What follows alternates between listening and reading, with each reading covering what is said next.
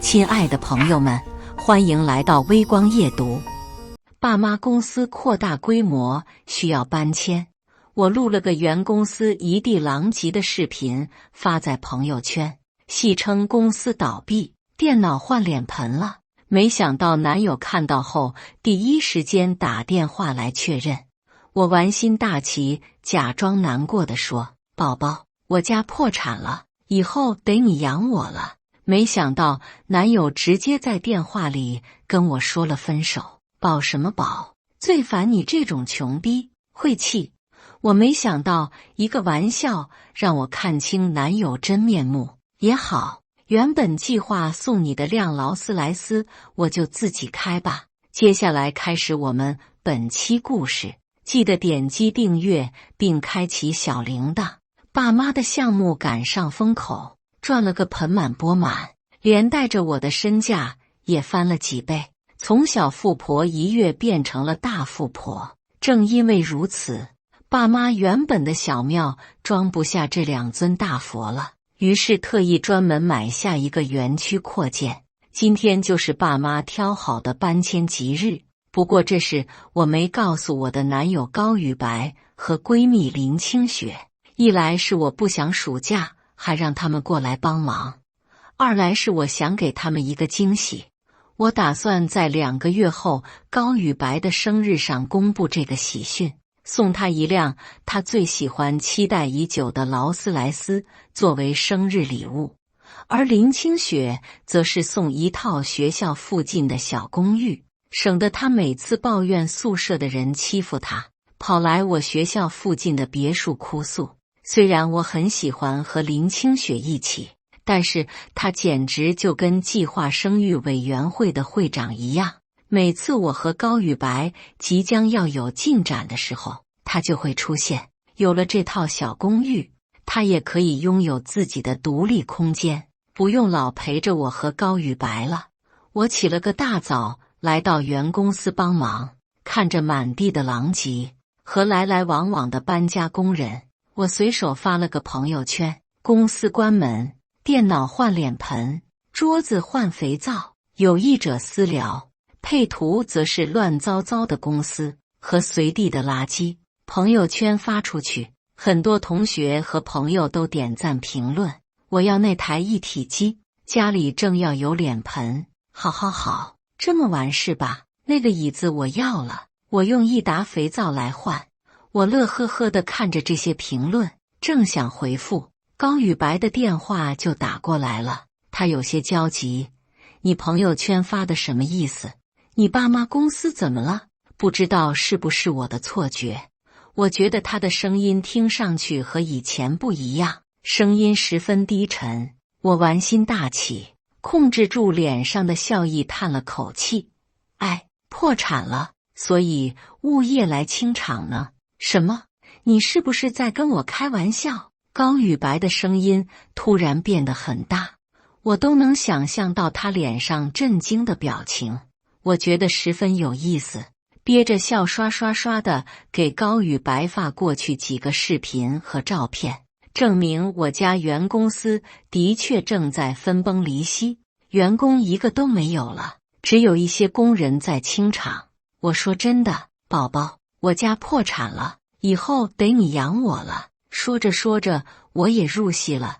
之前给你送的那些手表鞋子，看样子都得拿回来卖钱还债了。高宇白的声音有些僵硬：你认真的？你明明知道我过2个月就要过23岁生日了，你家就非得在这个时候破产？我愣了愣，可能是资产升级的喜悦让我昏了头，竟然没有立刻被激怒。我只觉得有些委屈。宝宝，我家里破产，你不安慰我，反而还凶我。高宇白的声音越来越大，越来越不耐烦。保什么保？你不觉得恶心吗？你都20多岁了，天天还宝宝宝宝的。高宇白从来没有用这种语气和我说话，我就算是脑子再迟钝，也明白了，高宇白这不是担心我，而是嫌弃我了。我笑容僵在了脸上，语气也变得冰冷。所以呢？你和我在一起只是为了我的钱。高宇白反而笑了。不然呢？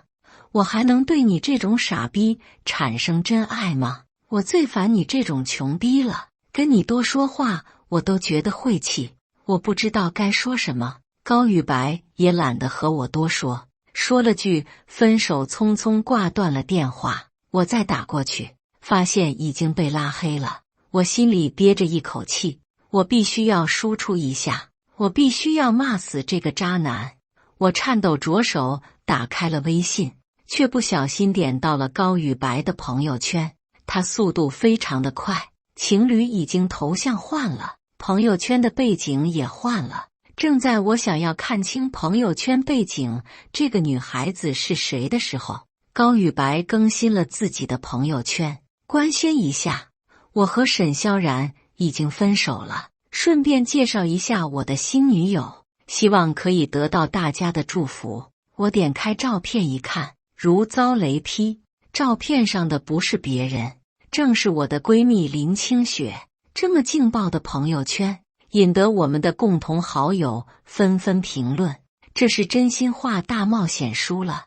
你对沈萧然那么死心塌地，昨天还秀恩爱，怎么今天就分手了？我就说早起的鸟儿有瓜吃。过了一会，高宇白评论了一条，统一回复下，我和林清雪是真心相爱，没有什么瓜。感情走到这一步是因为沈萧然变了，他欺骗了我，所以我选择了分手。顺便奉劝大家一下，如果沈萧然找你们借钱，你们一定要慎重考虑。我将朋友圈截图转发给了林清雪，想要问个清楚，却很快发现我已经被林清雪拉黑。我赶紧打过去电话，电话暂时没被拉黑，响了几声后被接了起来。不过不等我说话，林清雪就先开口了。我当是谁呢？原来是破产的沈小姐啊！朋友圈你应该也看到了，还打电话过来自讨没趣做什么？实话告诉你，我和宇白早就在一起了，在你面前虚以委蛇，只不过是为了你的钱而已。你别再打电话来烦我，体面点的当个死人比较适合你。说完就挂断了电话。好啊，好啊，我好吃好喝养出来2只这么大的白眼狼啊！高宇白和林清雪给我提供了极高的情绪价值，所以我对他们也十分好。在外人看来，两人穿的用的都是大牌，出手也十分阔绰，所有人都以为他们也是个富二代，跟我同一个阶层的。只有我知道，他们2个家庭条件极差。因为2人十分在意自己的体面，所以我也从不在外说2人的身世。说到底，怪我自己瞎了眼，以为高宇白不和我发生关系是尊重我，以为林清雪整日缠着我是喜欢和我在一起。现在想想，原来电灯泡一直是我啊！我明白2人拉黑我微信的原因，只是为了不给自己留下任何不好的证据。可是他们不知道，我所有的通话都习惯性的录音了。我将跟高宇白和林清雪的通话录音做成视频，又将我近1年送他们的礼物罗列清楚，直接发在了朋友圈。抱歉，是我变了。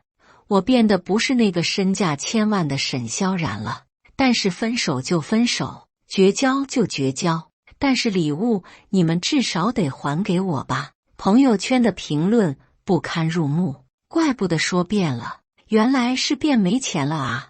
你只是破产了而已，人家可是失去了一个生日礼物呢，不是吧？真的破产了？我以为开玩笑呢。来个人去通知一下渣男和渣女还钱吧。高宇白和林清雪很快就来加我了，2人威逼利诱的让我删除朋友圈，还说什么不删除就把我破产的事情直接发在学校论坛，让全校人都看一下我的惨样。惨样是那种单手开法拉利，双手开兰博基尼的那种惨样吗？我才不怕呢！反正我订的劳斯莱斯也来了，我可以开新车去的。我笑了笑回复：好啊，那咱们一起调马，让大家看看我的惨样，我也让大家看看你们的身家，戳破你们假装富二代的面具，怎么样啊？反正我清楚的知道，你们老家一个在福利院，一个在山里面，两人这才怕了。他们可以接受大家骂他们是渣男和渣女，但是绝对接受不了大家骂他们是穷鬼。两人不敢再说什么，生怕我又弄出什么证据、什么视频来锤自己。高宇白气得咬牙切齿：钱，我和清雪会分期还给你的。分期，想得美！我摇了摇头。一个月内我见不到钱，你们就等着我去学校发帖，去法院起诉吧。沈萧然，算你狠！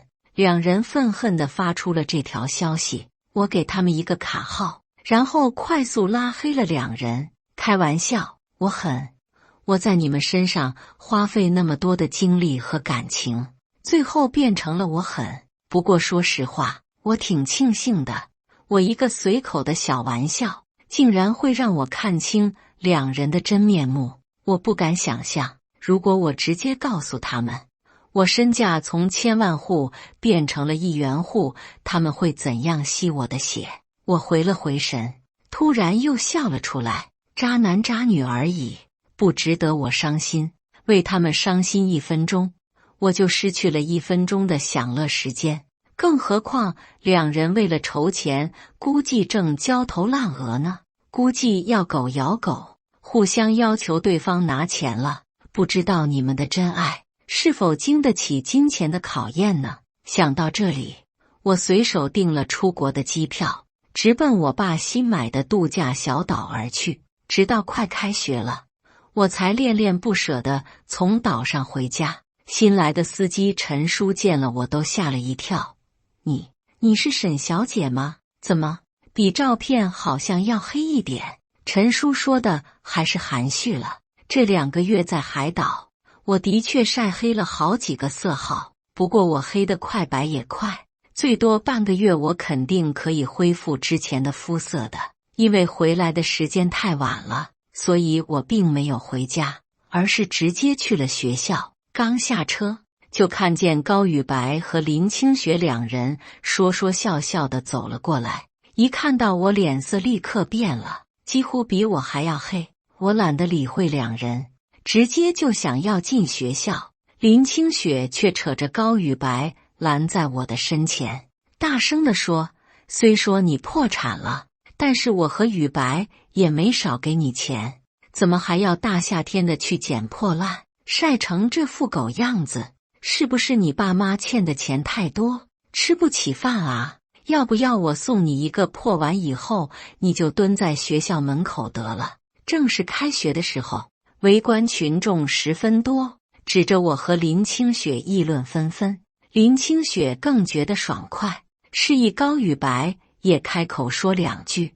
只是高宇白的眼睛完全定在了我身后的劳斯莱斯上，完全没有接收到林清雪的信号。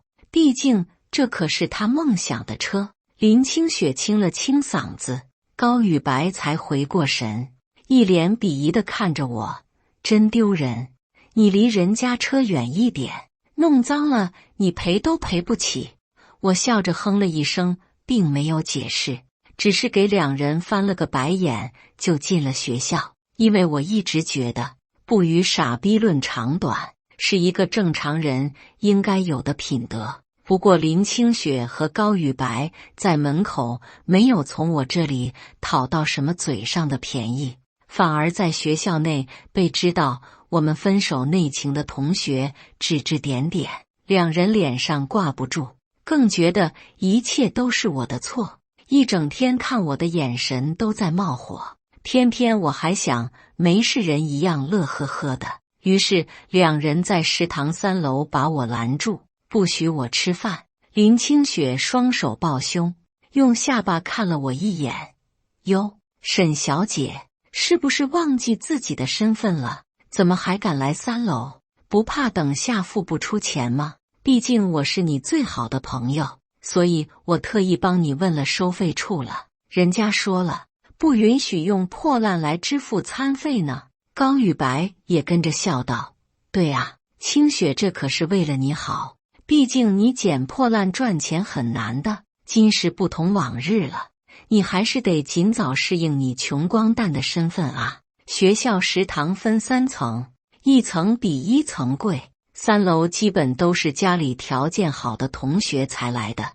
两人没料到破产的我还赶上来，其实我也没料到两人会在这里，毕竟上个月两人还了我那么多钱，此刻应该十分拮据才是，怎么可能还吃得起这里，买得起新衣服和首饰呢？我眯起眼睛，两人这钱到底哪里来的？两人说话的声音很大，很快其他和我不太对付的同学也纷纷开口调侃：沈萧然，你要是想吃，不如来求求小爷啊，人生就是大起大落啊。我还记得上学期你还包下食堂请大家吃饭呢。沈萧然，你真的破产了吗？我怎么看你穿的衣服好像是国外威廉大设计师的风格啊。林清雪这才第一次用正眼看我，她上下打量我一眼，本以为你只是破产了，没想到你竟然还能堕落到穿假货的地步。之前跟你是朋友，让我觉得很恶心。我没有反驳，也没有解释，只是捂着嘴笑了。高宇白和林清雪异口同声地问：笑什么？我这才停了笑说：我就是突然想起来了一个故事。我认识一个女孩子啊，她养了2只白眼狼狗，这2只狗天天吃她的喝她的，这个女孩子也很乐意，毕竟狗是人类最好的朋友嘛。都说狗不嫌家贫，也不知道这个女孩子养的狗是怎么回事。听说女孩子没钱，就突然咬了女孩子一口跑了。你说好笑不好笑啊？众人被我说的故事逗笑了，一边笑还一边指着林清雪和高宇白。林清雪和高宇白早在我说白眼狼狗的时候就已经黑了脸。高宇白压低了声音：你明明说过只要我们还钱就不把我们身世说出来的，你怎么说话不算话？我奇怪地看了他一眼，没想到他这种翻脸不认人的人还要求别人说话算话。不过我还是解释了一下，我当然说话算话了，但是我只是讲故事，你别对号入座好不好？你和林清雪是人，又不是狗，这什么急啊？林清雪一口银牙都要被咬碎了，她看着周围哄笑的人，忍不住出言反驳：我和宇白是什么身家？怎么就需要你养了？你总是这样颠倒是非，我可从来没花过你1分钱。高宇白也很快恢复了脸色，可能是笃定我不是那种说话不算话的人，也附和林清雪：对啊，明明是你破产，我还给你转了很多钱。说着还把转账记录拿出来给大家看，在真凭实据面前，大家自然是信了。而之前两人花我的钱都是直接刷我附属卡，根本没有从我手里拿过现金，所以我是拿不出证据的。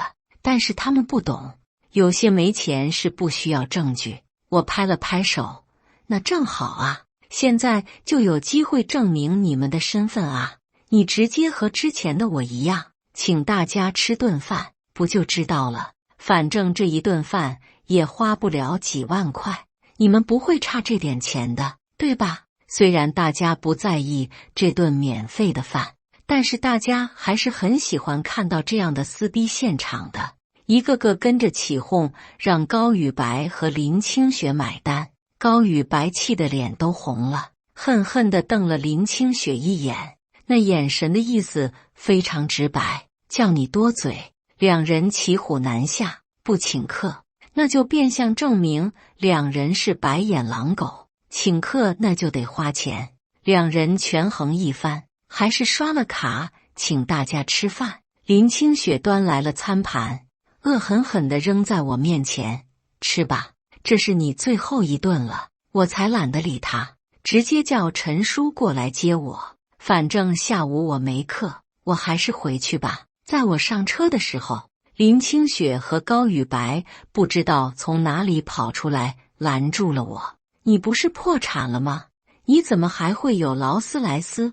我甩开了两人的手。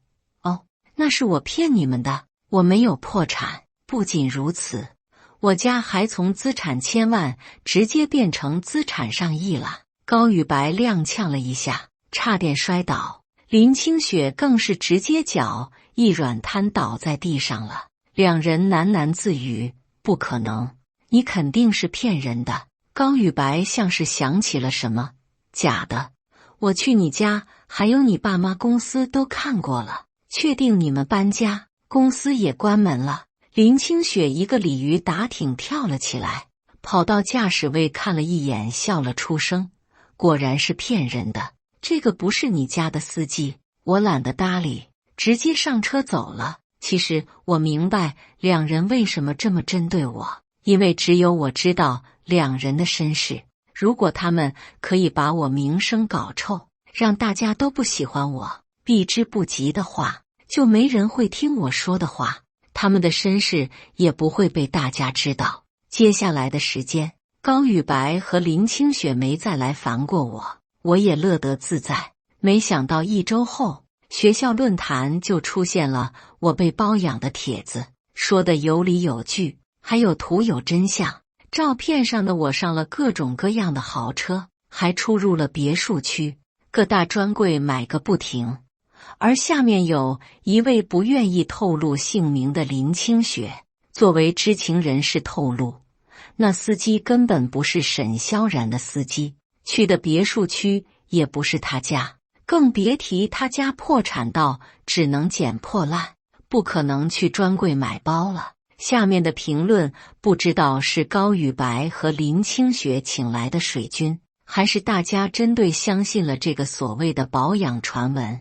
话说得十分难听，古有花木兰替父从军，今有沈萧然卖身替父还债，正常啦。从俭入奢易，从奢入俭难啊。是啊，之前那么有钱，现在不想降低生活质量，只能这样赚钱了。怪不得我说他破产还能吃好喝好穿好呢。果然长得好看就是有资本，想赚钱就是方便。我好像突然明白为什么高宇白宁可当渣男也要分手了。哪个男人能接受这个啊？在水军的引导下，高宇白茫然地出现在了论坛，发了个帖子来澄清自己。这件事情我本不想多说，但是既然沈萧然的面目大家都知道了，我也就不需要隐瞒什么了。我和沈萧然分手的确不是因为他破产，毕竟我也从来没在意过他是否有钱，我也不是什么穷人家的孩子。得知沈萧然家中破产后，我第一时间就打电话过去安慰，并且想要出钱帮助他。可是他开口就是几百万，我一时怎么可能拿得出？我只好打电话找我爸妈要钱。可是等我送钱过去的时候，却发现他和别的老男人，那个男人都可以当他爷爷了。我没办法，才选择了分手。可是沈萧然恶意剪辑了我们之前的通话，做了那个视频。我本想选择报警，可是清雪拦住了我。清雪是个善良单纯的好女孩，在她的劝说下，我放下了仇恨。帖子洋洋洒洒写了几千字，主要中心思想就是造我的黄谣，暗示自己很有钱，林清雪很单纯等等，文笔极佳，简直是闻者落泪，见着痛哭的地步。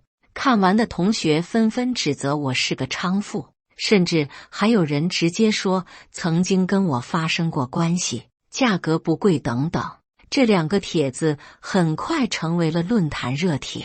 等到老师们发现，把帖子删除的时候，事件早已发酵，几乎整个学校的人都知道了我的丑事。不过我并不着急，因为帖子发出不久，我就全部做了证据保存。等一切做好，我带着证据找到了教导处主任和导师，请求老师主持公道，不然就选择报警。老师们怕我报警影响学校的声誉，找到论坛管理员，通过 IP 地址直接锁定了2个发帖人，都是高宇白，以及那些发言比较恶劣的人都是高宇白和林清雪的小号。等我和教导处主任和导师找到2人的时候，2人正坐在教室里面绘声绘色地描述我接课的过程，直到主任咳嗽几声，2人才闭嘴站了起来。在主任的威逼利诱下，2人很快承认发帖人就是自己。不过林清雪并不紧张，反而嚣张地说：“老师，发帖把这个事情说出来，的确做得不对，但是我说的都是实情。我只是担心同学们被沈萧然欺骗，更是担心沈萧然这种人败坏了咱们学校的名声才做的。”高宇白也跟着点头：“老师，我们都是亲眼所见，我建议学校把他开除，不然社会上的人都要以为咱们学校的研究生都是这样的货色了。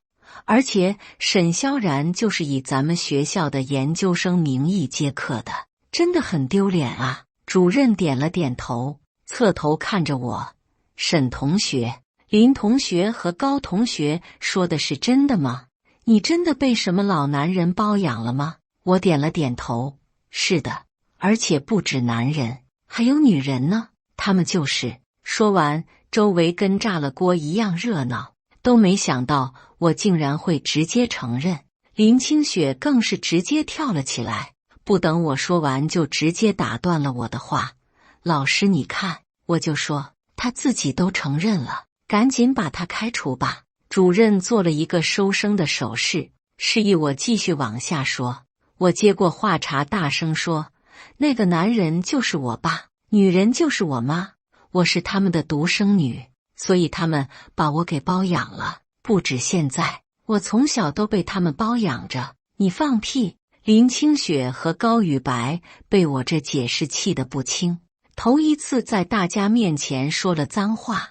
我知道跟他们这种人用嘴巴是说不清的，于是直接拿出了包里的证据，一个个展示在大家面前。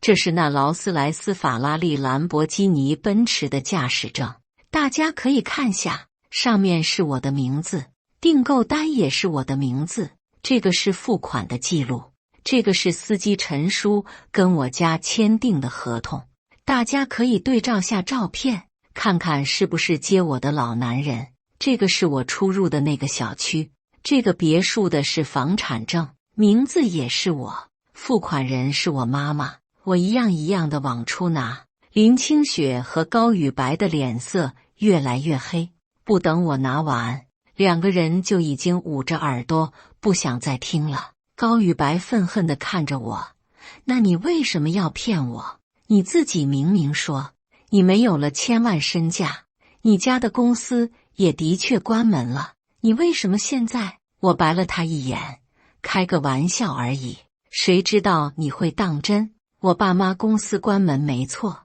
那是因为我们搬到了新的园区，更大更豪华了而已。”主任和导师对着高宇白和林清雪连连摇头，最后决定让2人全校通报，留校观察，记大过，严毕。2人听完，浑身力气都没了，双双瘫倒在地。2人灰溜溜的在论坛跟我道歉，反转来的太突然，瓜都还没咽下去的同学们就转身又把瓜吐出来了。不过也有很多同学因为偏听偏信，在论坛评论了一些不好的话，都一一被约谈记过。大家恨极了林清雪和高宇白，对这2人指指点点，甚至还有人直接动手欺负他们，导致他们在学校躲躲藏藏，不敢见人。更加让2人难以接受的是，2人穷人的身份不知道是被谁挖掘出来。两人极力想要掩盖的真相就这样被大家熟知，两人的外号也从渣男渣女变成了白眼狼狗。林清雪受不了这个，直接请假了。而高宇白的脸皮可比林清雪厚多了，他不仅还继续来学校，甚至还举着玫瑰花在我车前求我复合。不过看他的表情，好像是更喜欢这辆劳斯莱斯多一些。高宇白俊俏的脸上全是愧疚，声音也不像之前那么洪亮了。萧然，经过这些事情，我发现我还是最爱你，可不可以给我个机会，让我们重新开始？你没事吧？你没事吧？你真的没事吧？真当有钱人是傻子吗？我笑了笑，被狗咬一次，是我不小心，被咬了，我再回去找狗，那这就是犯贱了。你是觉得我很犯贱吗？高宇白一点不生气，反而殷切地说，不是的，我一直都是爱你的。我当时和你分手，是因为林清雪勾引我，帖子也是她发的，一切都是她逼我的。而且我知道你家破产，我知道你肯定心里难过，所以我也是不希望你心里有负担的。说着，他从怀里掏出了一个戒指，上面的钻石不仔细看都看不清楚，我发夹上的钻石都比这个要大好几倍呢。不过高宇白没发现我眼里的嫌弃，他单膝跪地，深情款款地开口，这个戒指我早就准备好了，一直都没机会戴在你的手上。萧然，嫁给我吧，真是神经病。我不厌其烦，正想骂他一顿，林清雪的声音就先一步从我身后传来了，都是我，高宇白，你怎么说得出口？明明是你求着我把你介绍给沈萧然，说我们可以合力把他骗得团团转。高宇白站起身，捂住了林清雪的嘴巴，你不要胡说八道啊，我的真爱一直都是萧然，我跟你什么都没有，都是你一直勾引我，插足我们的关系。我赶紧走到一边，生怕了两人打打闹闹的伤到我。林清雪用力地咬了一口高宇白的手，高宇白吃痛放开了林清雪，林清雪吐了口嘴里的血，摸了摸自己的肚子，什么都没有，我都怀了你的孩子，你还跟我说什么都没有？你是想要提起裤子就不认账？你信不信我告你强奸？高宇白气得跺脚，都怪你，都是你，我差点就是亿万女婿了。两人彻底撕破脸皮，你一言我一语的开始揭对方的老底，什么高宇白背后骂我了，什么林清雪在床上如何放荡了，什么两人是怎么花我钱偷我东西的了，越说越陷至极，我的笑容也越来越灿烂。我只恨此刻少了瓜子，不然一边嗑瓜子一边看戏，岂不美哉？看样子下次得在车上放点吃的，以备不时之需啊。两人吵闹半天，话也开始重复了，我也听够了，坐上车就想要走。高宇白怎么舍得让我走？可是他不碰劳斯莱斯，只好拉着我的包，而林清雪也从地上爬起来，死死地抱着高宇白的腿。我扯不出包，正在思考要不要把包扔了得了，毕竟他碰过的东西我也不想要了。可是在看到高宇白看劳斯莱斯炙热的眼神时，我却换了个主意。我伸手摸了摸车，高同学，这个车本来是送给你的生日礼物，你喜欢吗？高宇白扯出一个笑脸，自认为帅气逼人。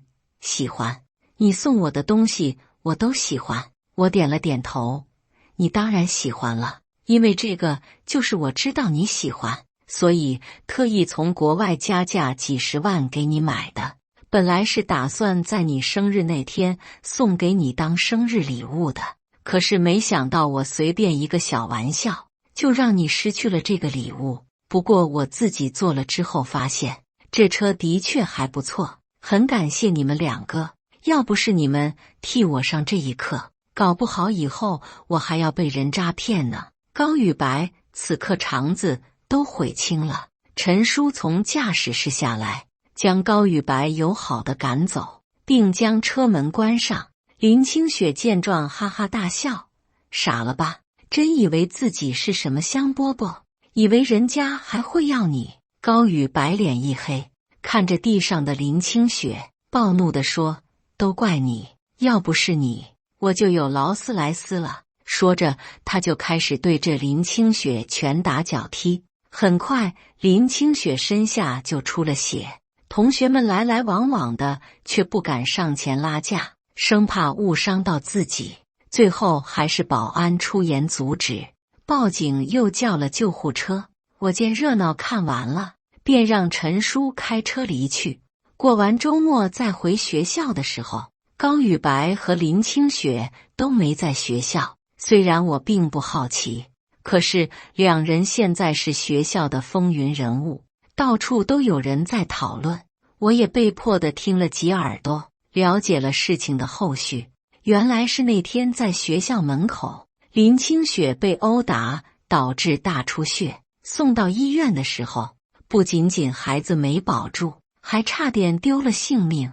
最后经过抢救，虽然性命被保住，但是还是被切除了子宫。